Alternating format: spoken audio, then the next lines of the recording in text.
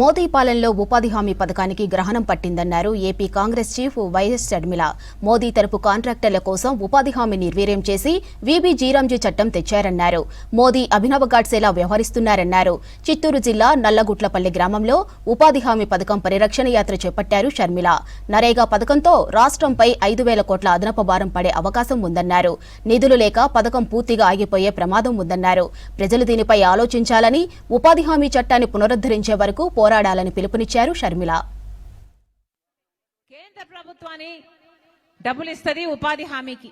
కేంద్ర ప్రభుత్వానికి సంవత్సరానికి 86,000 కోట్ల రూపాయలు ఖర్చు అవుతుంది ఉపాధి హామీకి.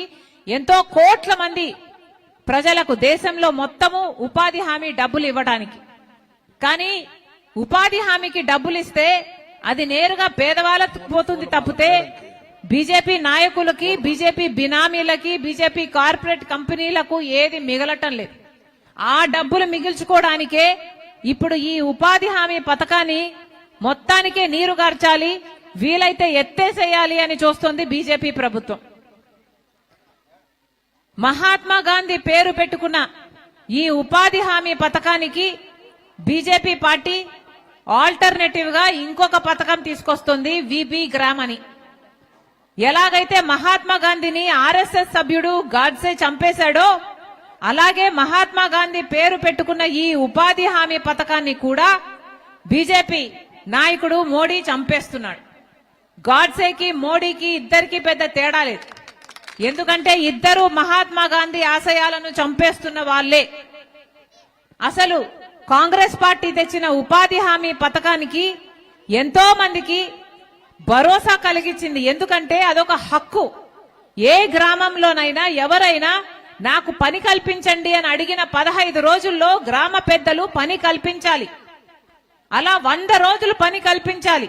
సంవత్సరంలో పని చేసినందుకు 15 రోజుల్లో బిల్లులు చెల్లించాలి. ఇది చట్టం చెప్తుంది.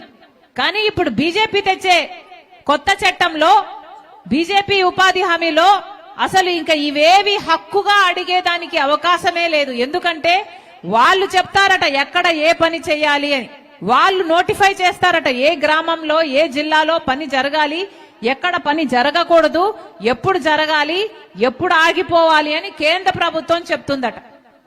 పెద్ద పెద్దగా అడ్వర్టైజ్మెంట్లు ఇస్తున్నారే.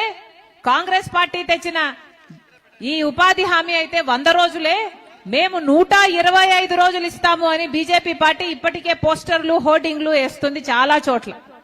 వీళ్ళు చెప్తున్న 125 రోజులు పని ఇస్తాము అన్నది ఒక పెద్ద బూటకం.